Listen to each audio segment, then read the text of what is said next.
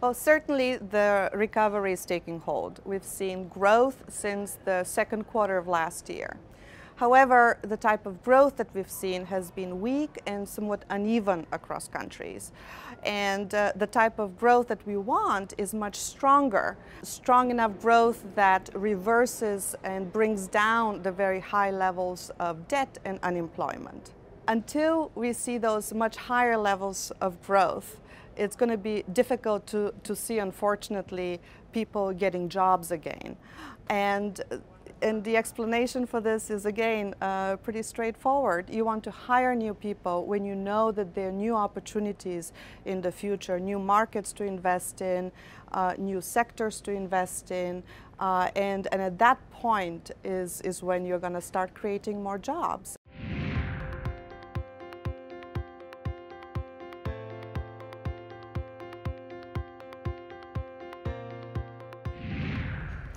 Well, the ECB can help support the recovery by keeping its focus on bringing inflation up to its price stability objective in the medium term. And the recent measures that have been announced and are going to be implemented are very important, and we fully support them. We also are quite reassured by the ECB's willingness to do more if needed. And we think that in this environment, if the inflation outlook does not improve materially, then the ECB would need to consider further measures.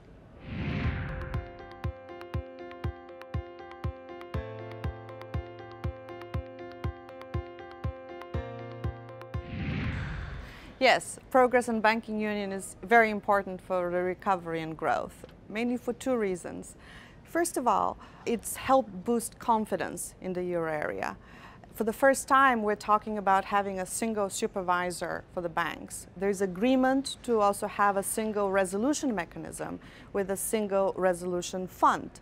And all of these things have just reaffirmed the commitment of policymakers into making the currency union work.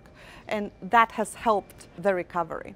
The second reason why it's important for the recovery is that because it's helped reintegrate the financial system, which became splintered across national borders during the crisis. Having the banking union makes it easier for banks to have more reasonable and more equal funding costs, and also to encourage their willingness to lend to the real economy.